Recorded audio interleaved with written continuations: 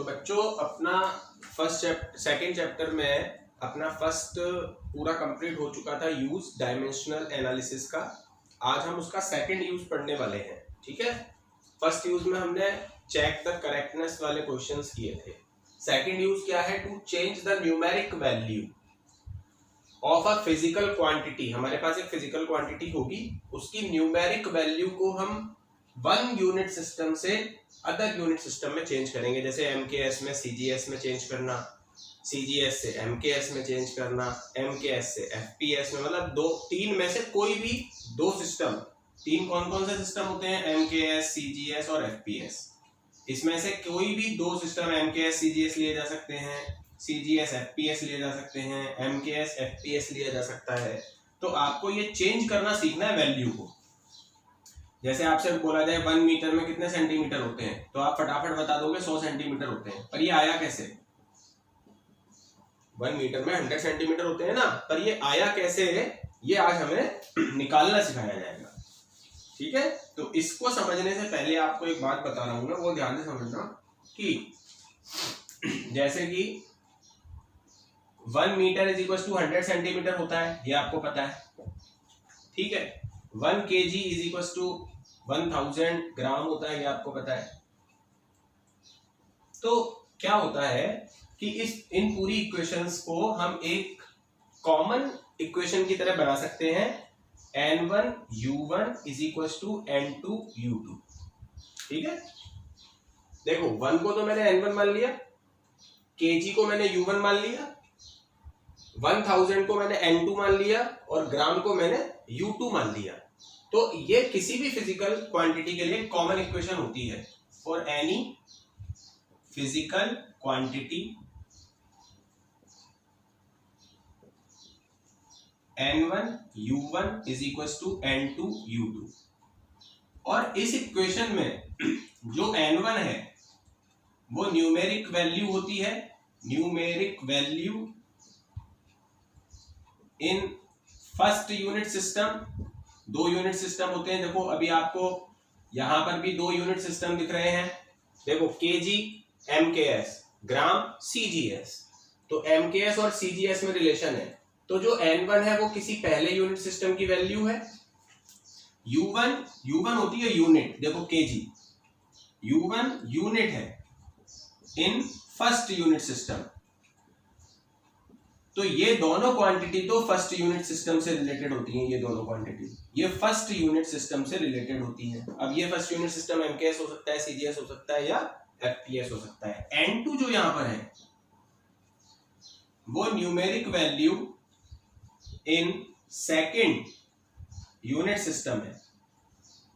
Second unit system की numeric value देखो ये वाली 1000, ये सेकंड यूनिट सिस्टम से रिलेटेड है। तो दो यूनिट सिस्टम के बीच का ये रिलेशन है। और u2 क्या है?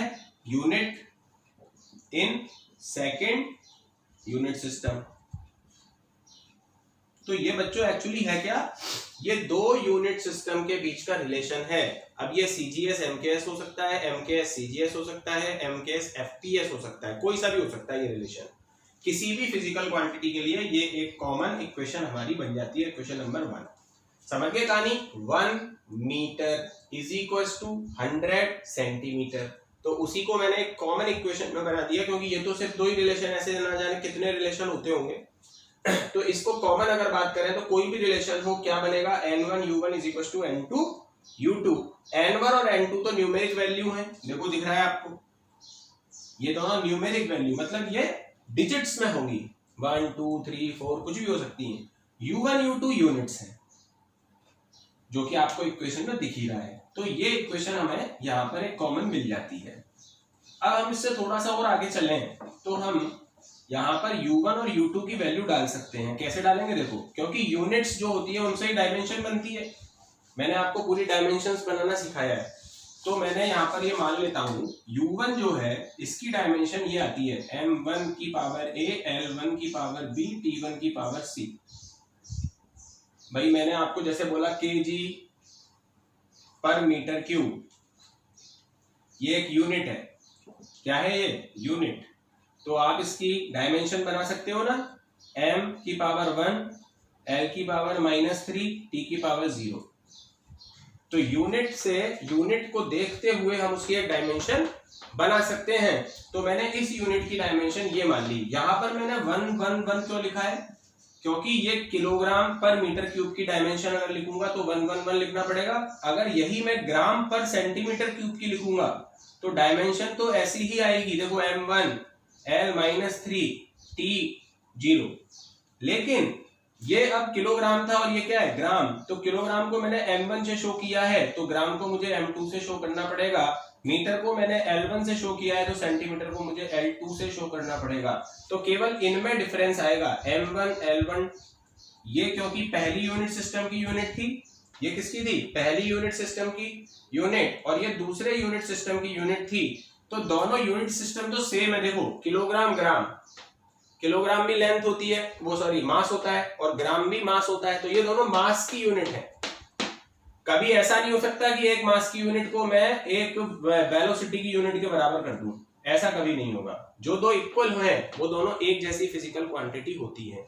मास मास के इक्वल होगा, लेंथ लेंथ के इक्वल होगी, डेंसिटी डेंसिटी के इक्वल होगी। ठीक है, तो जो इक्वल हो गई ना क्वांटिटीज, ये और ये इक्वल हो गई हैं, यानी U1 और U2 सेम फिजिकल क्वांटिटी है। अगर ये लेंथ है तो ये भी लेंथ होगी, और अगर ये डेंसिटी है तो ये भी डेंसिटी होगी, यानी इनकी पावर तो सेम आएंगी। देखो इसकी पावर भी A है तो इसकी भी A आएगी U2 में। L2 इसकी पावर अगर B है तो इसकी भी B आएगी, T की पावर C। लेकिन चेंज क्या होगा? केवल ये यूनिट्स चेंज हो जाएंगी। जैसे यहाँ kg है तो यहाँ ग्राम आ जाएगा, यहाँ मीटर है तो यहाँ सेंटीमीटर आ जाएगा, और यहाँ हो सकता है सेकंड आ जाए, आर आ जाए, मिनट आ जाए, कुछ भी आ सकता है। तो ये भी चेंज कर दिया मैंने। तो चेंज पावर नहीं करनी। पावर क्यों चेंज नहीं करनी? क्योंकि ये दोनों सेम फिजिकल क्वांटिटी हैं, और एक जैसी फिजिकल क्वांटिटी होंगी तो क्या पावर चेंज होगी? नहीं होगी। हमें इन फॉर्मूले से पता चलता है। लेकिन हमें m1 और m2 इनको डिफर करना है, क्योंकि यहाँ पर ये पहली यूनिट है, यूनिट सिस्टम, और ये दूसरा यूनिट सिस्टम। तो दोनों में अब जैसे पहले में kg है तो दूसरे में kg थोड़ी होगा, दूसरे में ग्राम होगा या फिर पाउंड होगा अगर fps हुआ तो ये जो m1 और m2 है इसको डिफरेंट लिखने की जरूरत होती है, लेकिन इनकी पावर सेम आती है क्योंकि फिजिकल क्वांटिटी तो दोनों सेम है। और सेम फिजिकल क्वांटिटी की में पावर नहीं बदलती, लेकिन उनका मतलब बदल जाता है। m1 का मतलब kg था, अब m2 का मतलब ग्राम हो गया। ठीक है, तो इतनी बात आपको ध्यान रखनी है कि दोनों यूनिट सिस्टम अलग अलग हैं, इसलिए हमने m1 m2 L1 L2 T1 T2 लिया है, लेकिन फिजिकल क्वांटिटी सेम है, इसलिए हमने पावर ABC ही दोनों जगह लगाई है। अगर ये दोनों वैल्यूज मैं इस इक्वेशन 1 में डाल दूं तो क्या होगा?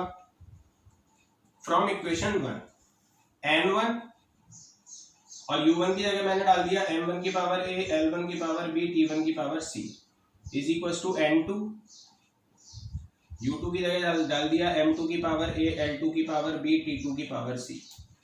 अब मान लो मुझसे ये पूछा जाता है कि 1 kg में कितने ग्राम होते हैं, 1 kg में कितने ग्राम होते हैं ये पूछा गया। तो बताओ मुझे इन चारों में से क्या पूछा गया है? N1, U1, N2, U2, इनमें से मुझसे क्या पूछा गया है? N2। अगर मुझसे ये पूछा जाएगा ना 1 kg में how many grams in 1 kg, तो इसका मतलब मुझे N2 पूछा गया है। तो इससे अगर मैं N2 निकालूं तो ये पूरा डिवाइड में चला जाएगा, यहाँ तो N1 था। अगर इसमें से N2 निकालूं तो ये पूरा डिवाइड में चला जाएगा। N1 M1 की पावर A, L1 की पावर B, T1 की पावर C डिवाइडेड बाय ये पूरा डिवाइड में चला गया, M2 की पावर A, L2 की पावर B, T2 की पावर C। तो ओवरऑल फार्मूला अगर मैं बनाऊं N2 का तो मैं ऐसे लिख सकता हूं N2 is equal to N1 M1 की पावर A, M2 की पावर A, तो दोनों की होल पावर A। जब दोनों की पावर A है तो मैं होल पावर A लगा सकता हूं। L1 की पावर B, L2 की पावर B, तो L1 अपॉन L2 की होल पावर B और T1 अपॉन T2 की होल पावर C। तो इस तरीके से हमारे पास N2 का ये फॉर्मूला आ जाता है। अब इस फॉर्मूले से हम न्यूमेरिकल करेंगे इस वाले यूज के। ठीक है, क्लियर है? कोई भी फिजिकल क्वांटिटी हो सकती है, डेंसिटी, लेंथ, मास, वेलोसिटी, कुछ भी, उसके लिए कॉमन इक्वेशन हमने बना दी N1 U1 is equal to N2 U2। इसमें से हमें N2 फाइंड करवाया जाएगा। वो हमेशा यही क्वेश्चन देगा कि इतना वैल्यू तो इसमें है तो इतनी वैल्यू इस वाली में कितनी वैल्यू होगी। तो जो N2 पूछा जाएगा तो हमें N2 फाइंड करने का पूरा फॉर्मूला निकालना है। U1 U2 दोनों यूनिट्स हैं, इनको हम डायमेंशनल फॉर्मूले के रूप में लिख सकते हैं। अब इसमें हमें चेंज क्या करना है, डायमेंशंस चेंज नहीं करनी है क्योंकि फिजिकल क्वांटिटी दोनों सेम है। चेंज हमें मास, लेंथ और टाइम को करना है। अब हम अगर ये वैल्यू डाल देते हैं तो हमारे पास ये इक्वेशन बनेगी। इसमें से हमें n2 को फाइंड करना है तो ये डिवाइड में चला जाएगा और ये फॉर्मूला हमारे पास आ जाएगा। एक बार इसको देखो आप,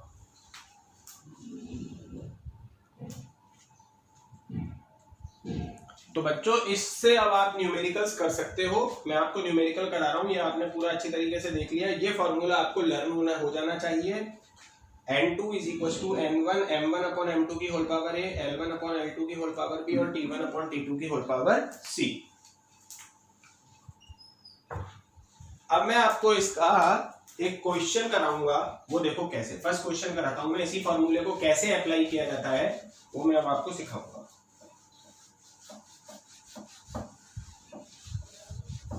सबसे पहला क्वेश्चन मैं आपको चेंज करना सिखा रहा हूं MKS को CGS में। सबसे पहले ठीक है, हम करेंगे सबसे पहले MKS को CGS में चेंज। इसका एक क्वेश्चन बनता है कि चेंज 1 न्यूटन इनटू डाइन।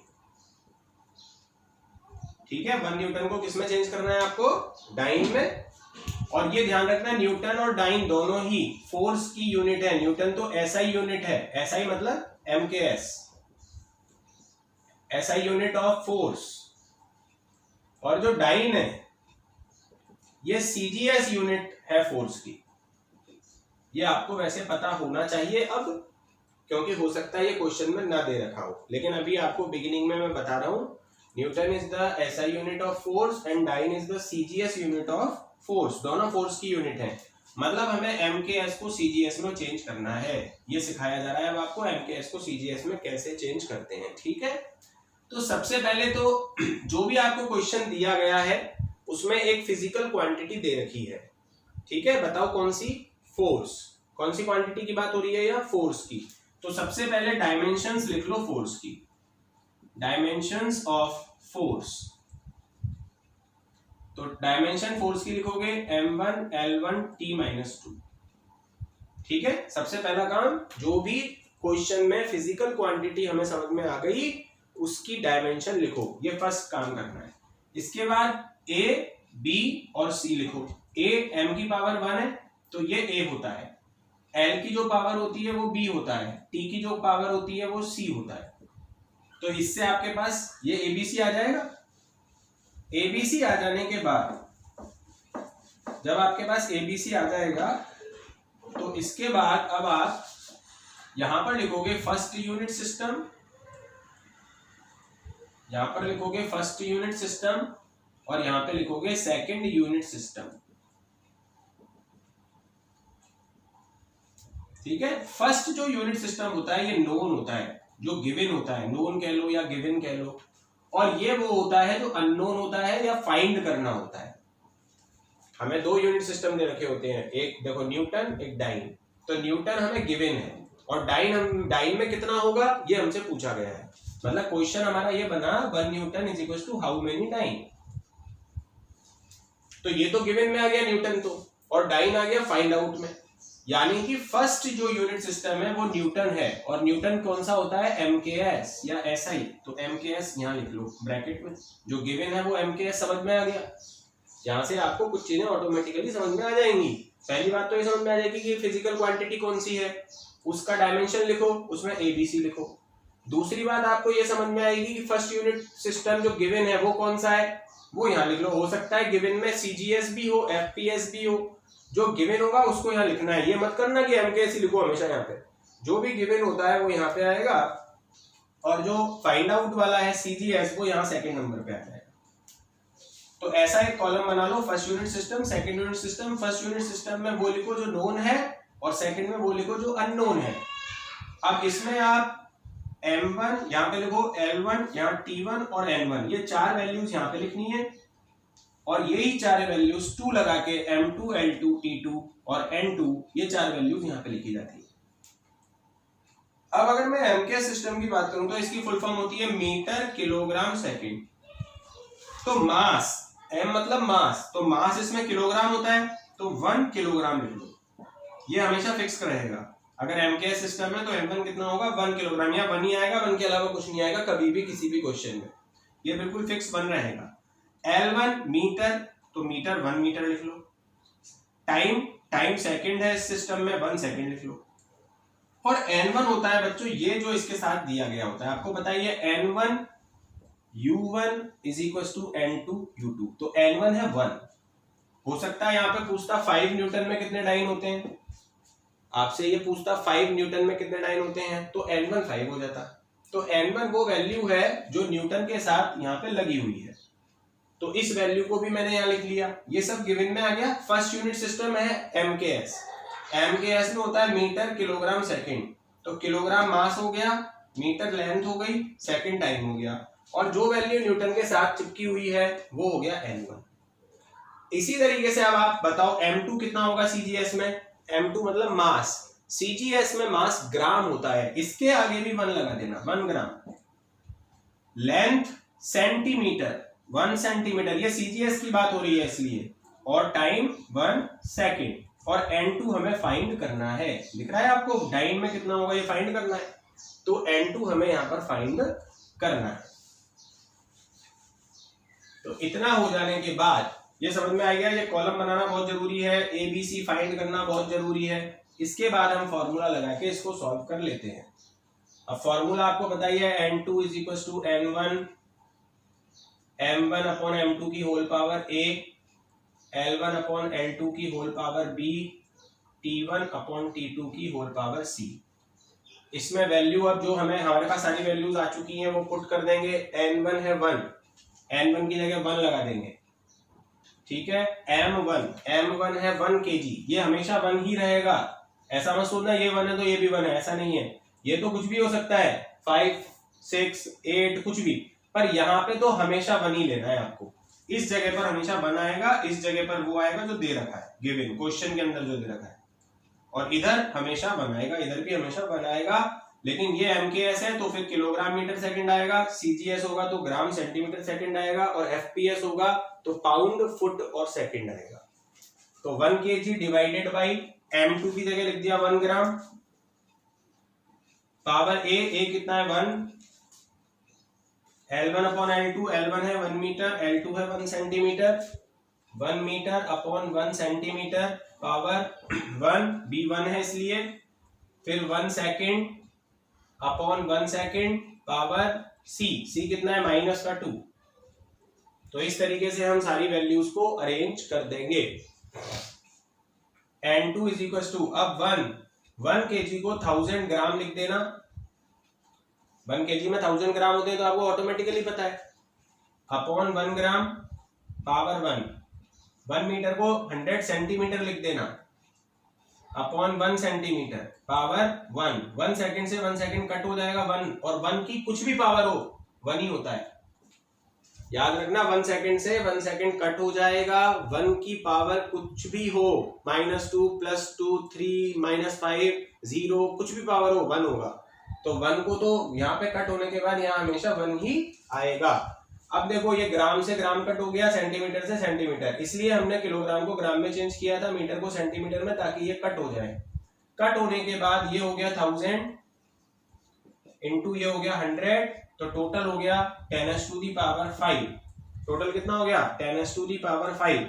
अब आंसर कैसे लिखोगे, ये आंसर नहीं है, आंसर आपको एक अलग लाइन में लिखना होगा। 1 न्यूटन इज इक्वल टू 10⁵ आ चुका है, क्या लिखोगे यहाँ डाइन। 1 न्यूटन में कितने डाइन आ गए 10⁵ डाइन। तो इस तरीके से बच्चों आपको ये तरीके से करना है। 3 स्टेप हैं इसके। पहले फिजिकल क्वांटिटी की डायमेंशन ABC, ये इसका फर्स्ट स्टेप है। सेकंड स्टेप ये टेबल बनाना। अगर ये टेबल आपने सही बना ली, इसमें आइडेंटिफिकेशन होता है कि फर्स्ट यूनिट सिस्टम कौन सा है और सेकंड यूनिट सिस्टम कौन सा है। और फिर जब ये पूरा बन गया तो थर्ड है आपका फॉर्मूला इम्प्लीमेंट। इसको आप इम्प्लीमेंट करके सॉल्व करो। और फोर्थ आपका ये आंसर लिखना जरूरी होता है अलग से। इधर तक आंसर नहीं है, आंसर ये है। इसके साथ डाइन मत लगा देना, क्योंकि ये तो केवल N2 है, न्यूमेरिक वैल्यू। इसमें यहाँ कई बच्चे यही डाइन लिख देते हैं, N2 = 10⁵ डाइन। नहीं, डाइन तो U2 है, N2 नहीं है, तो N2 में तो 10⁵ आएगा। फिर अपना पूरा आंसर तरीके से लिखोगे 1 newton is equal to 10⁵ dyne. तो इस तरीके से एक क्वेश्चन आपके पास बन चुका है। MKS को किस में चेंज करना सिखा दिया मैंने आपको, CGS में। अब अगर आपको यही क्वेश्चन एक मैं प्रैक्टिस के लिए दे दूं, या आपको प्रैक्टिस में करके मुझे भेजना है कि हाउ मेनी अर्ग इन 1 जूल, जूल को अर्ग में चेंज करना है, ERG अर्ग, ठीक है। और ये ध्यान रखना, ये जो जूल है ये MKS यूनिट है, और अर्ग जो है ये CGS यूनिट है वर्क की, ये वर्क की यूनिट्स हैं, ठीक है। तो इसको आप करो ध्यान से, यहां फोर्स की जगह बस वर्क ले लेना, यहाँ पे 2 आ जाएगा, m1L2T-2। अब इसको 2 लेकर यहां से सॉल्व करना, तो ये प्रैक्टिस में हो जाएगा। इसका आंसर आपका 10⁷ आना चाहिए लास्ट में, ठीक है। ये इसका आंसर है, इसको प्रैक्टिस में करना है। एक तो ये हो गया, एक मैं आपको CGS to MKS बता देता हूं।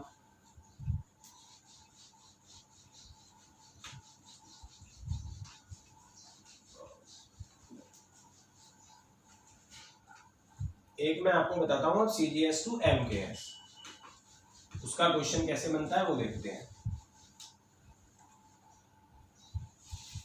जैसे आपको मान लो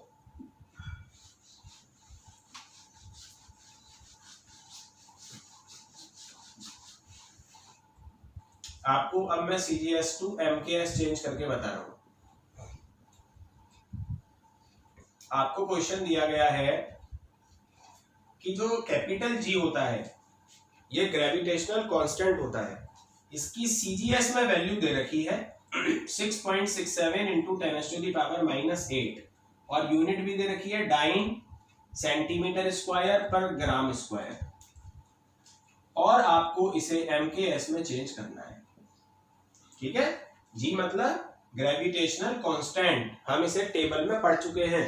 तो ग्रेविटेशनल कांस्टेंट का CGS में वैल्यू दे रखा है, पूरा कंप्लीट वैल्यू और यूनिट दोनों, और इसी को हमने अब MKS में चेंज करना है।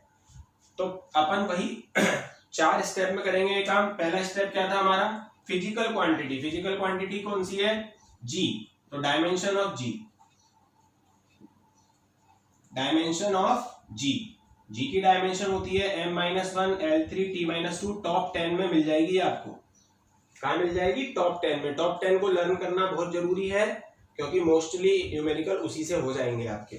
A कितना आ गया, -1, B कितना आ गया 3, एंड C -2। क्लियर है। यहां लिख लो फर्स्ट यूनिट सिस्टम,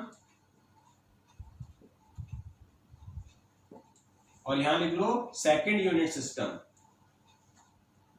फर्स्ट कौन सा होता है, जो नोन होता है। अब की बार नोन कौन सा है, अब की बार नोन है CGS। देखो CGS में वैल्यू दे रखी है, तो नोन हो गया CGS अब की बार, और ये हो गया सेकंड हो गया अननोन MKS। अब की बार MKS फाइंड करना है, जो फाइंड करना होता है वो इधर आ जाता है, और जो दे रखा होता है वो इधर आ जाता है। पहले वाले क्वेश्चन में MKS गिवन था तो इधर था, और CGS फाइंड करना था तो इधर था। पर अब CGS में गिवन है तो CGS फर्स्ट सिस्टम हो जाएगा, और जो फाइंड करना है वो ऑटोमेटिकली सेकंड हो जाएगा, M1 L1 T1 N1, M2 L2 T2 N2। तो M1 हो जाएगा CGS में, मतलब 1 ग्राम, मैंने कहा था 1 आता है यहाँ हमेशा। L1 हो जाएगा 1 सेंटीमीटर, T1 हो जाएगा 1 सेकेंड। इसके अकॉर्डिंग यहाँ पे वैल्यू डाल दी। N1 वो होता है जो दे रखा होता है। अब देखो यहाँ क्या दे रखा है, इतना बड़ा वैल्यू, तो जो वैल्यू आपको गिवन है वो N1 में वैसी की वैसी उठा के यहाँ लिख दो, 6.67 इंटू 10⁻⁻8, ये हमें N1 दे रखा है।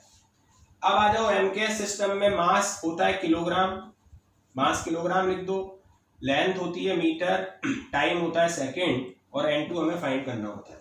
ये हमारा सेकंड काम हो गया, ठीक है। फर्स्ट में डायमेंशन से ABC फाइंड होगी, डायमेंशन G की लिखनी है यहाँ पे, कैपिटल G की। 2 G होते हैं, कैपिटल G और एक small G।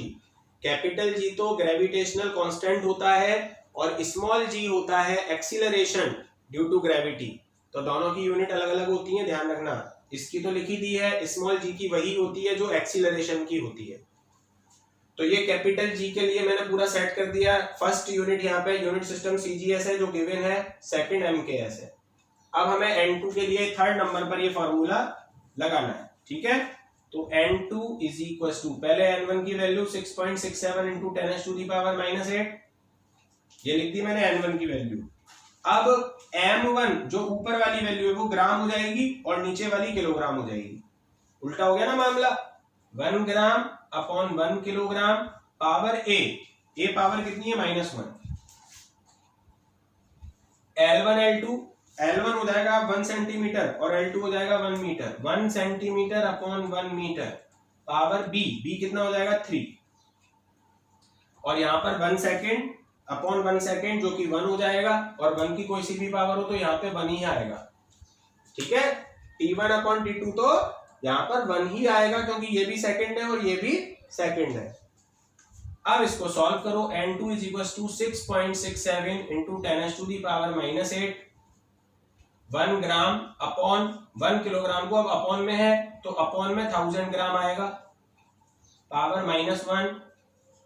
1 centimetre upon 1 metre को 100 सेंटीमीटर लिख देंगे, पावर 3,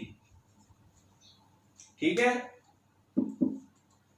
ग्राम से ग्राम कट हो जाएगा, सेंटीमीटर से सेंटीमीटर कट हो जाएगा।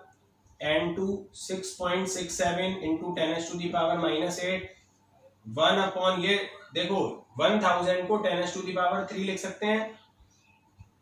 1000 को क्या लिख सकते हैं 10⁻³, जितने जीरो होते हैं वो पावर में लग जाता है। इंटू इधर 1 अपॉन 10⁻² होल पावर 3, ये 100 को मैंने 10⁻² लिख दिया। N2 is equal to 6.67 into 10⁻⁻⁸। अब पावर को पावर से मल्टीप्लाई करो तो ये 3 को -1 से जब मल्टीप्लाई करोगे तो ये -3 हो जाएगा, और ऐसे यहाँ पे 2 को जब 3 से मल्टीप्लाई करोगे तो ये 6 हो जाएगा, ठीक है।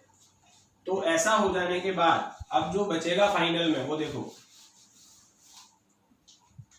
N2 is equal to 6.67 into 10⁻⁻⁸, ये माइनस का 3 है, ये प्लस का 6 है, तो अपॉन में प्लस का 3 बचेगा भाई, ये -3 अपॉन में और ये प्लस का 6 है, तो जब बेस सेम होता है तो पावर को ऐड कर देते हैं। -3 + 6 कितना बचेगा रिमेनिंग में 3, ये 3 भी ऊपर जाके -3 हो जाएगा, तो ऊपर जाके टोटल माइनस का हो जाएगा। 8 तो पहले से था माइनस का, 3 भी माइनस का हो गया तो माइनस का 11, ये हमारा आंसर यहाँ पे आ जाएगा। लेकिन अभी हम इसको लिखेंगे कैसे, पूरा लिखना पड़ेगा हमें। अब इसको समझो कैसे लिखते हैं। सबसे पहले हम ये वैल्यू लिखेंगे जो सीजीएस में हमें दे रखी थी, 6.67 इंटू 10⁻⁻⁸ डाइन सेंटीमीटर स्क्वायर पर ग्राम स्क्वायर इज इक्वल टू, अब हमने जो निकाली है वो डिजिट लिखेंगे 6.67 इंटू 10⁻⁻11। अब यहाँ पे यूनिट भी आनी चाहिए एमकेएस की, तो इस यूनिट को देख के ही आपको एमकेएस की यूनिट बनानी है। ध्यान रखना, ये तो हमें फॉर्मूले से निकालना है पूरा, लेकिन यूनिट यहां देख के बनानी पड़ती है। डाइन सीजीएस में डाइन होता है तो एमकेएस में न्यूटन होता है। डाइन मतलब फोर्स की यूनिट है ये सीजीएस में, तो फोर्स की यूनिट एमकेएस में क्या हो जाएगी न्यूटन। सेंटीमीटर लेंथ की यूनिट होती है तो यहाँ लेंथ की हो जाएगी मीटर स्क्वायर, और ग्राम होती है मास की तो यहाँ हो जाएगी किलोग्राम। तो ये अपने आप यूनिट बन जाएगी। यूनिट तैयार हो गई। डाइन की जगह क्या लिख दिया न्यूटन, क्योंकि डाइन फोर्स की यूनिट है सीजीएस में, ये एमकेएस में, ये सीजीएस में, ये एमकेएस में, ये सीजीएस में, ये एमके, बाकी पावर वो की वही लगा देना सेम। ये हमारा आंसर यहाँ पे आ जाएगा। तो इस तरीके से आपने सीजीएस को एमकेएस में कैसे चेंज करते हैं ये भी देखा, और इसका ही एक क्वेश्चन है जो प्रैक्टिस में करके दिखाना है मुझे। ये 980 सेंटीमीटर पर सेकंड स्क्वायर है, इसको मीटर पर सेकंड स्क्वायर में चेंज करना है। ये भी सीजीएस को एमकेएस में चेंज करके आपको बताना है। 980 सेंटीमीटर पर सेकंड स्क्वायर को मीटर पर सेकंड स्क्वायर में चेंज करना है। तरीका आपको 2 क्वेश्चन में सिखा दिया है। 2 क्वेश्चन आपको प्रैक्टिस के लिए दिए हैं, उनको करो और मुझे उनकी पिक सेंड करो तो मैं चेक करूंगा उनको। ठीक है, देख लो इसको।